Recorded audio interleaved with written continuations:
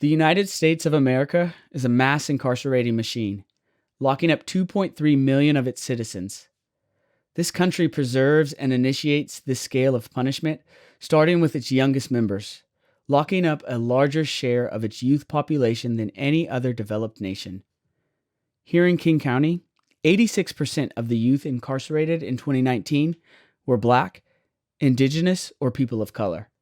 This is what that process of criminalization looks and feels like for a youth. It begins with their neighborhoods being overly policed. It's a traumatizing, forceful arrest and detainment in intimidating conditions. Standing before a judge who only knows their worst mistake. It's the shame felt when their family cannot afford the legal fees. And being stamped with a public record that labels them a criminal. It's an internalized mindset that diminishes what is possible. Choose 180's work was formed to end the inhumane practices of the juvenile punishment system and be a catalyst for a new way of justice. We support youth to choose a positive new direction for their life. Young people get engaged with Choose 180 at pivotal moments when their behavior is likely to be criminalized through prosecution in court or suspension and expulsion in schools. The amount of support a young person receives following a poor decision can determine their ability to pause, pivot, and commit to a new direction. What young people must know in vulnerable moments is that their mistakes do not define them. Their vision for the future is valuable, and they won't have to take their new path alone.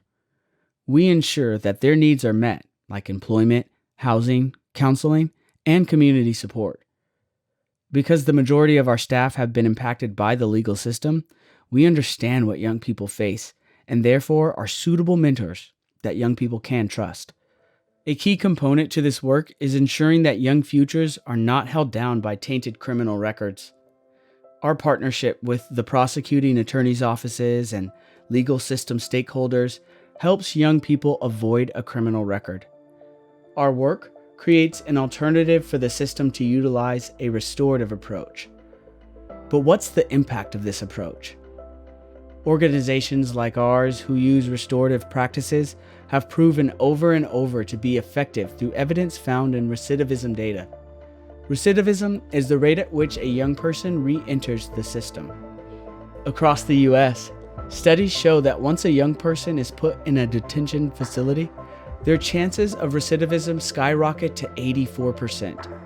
Young people who are released are extremely unlikely to return to high school. An approach that focuses on healing instead of fixating on punishing results in a completely different outcome. 90% of the young people who come to Choose 180 do not re-engage the criminal legal system. Their success shows a clear way forward. Yet the legal system continues spending an exorbitant amount to incarcerate. Locking up a young person costs states an average of $408 per day and up to $149,000 per year. Together, states spend an estimated $5.7 billion annually to imprison youth. These counties, cities, and states that invest in criminalizing behavior are betting against the youth's future. Now we are in a moment that is ready to embrace sweeping changes to a brutal system. The answer is found within the communities most impacted.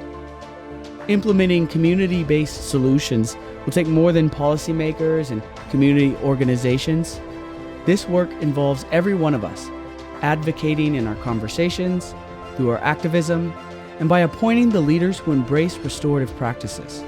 We must play our part in creating change, so that one day, all young people will be seen as possibilities to be developed and not problems to be solved.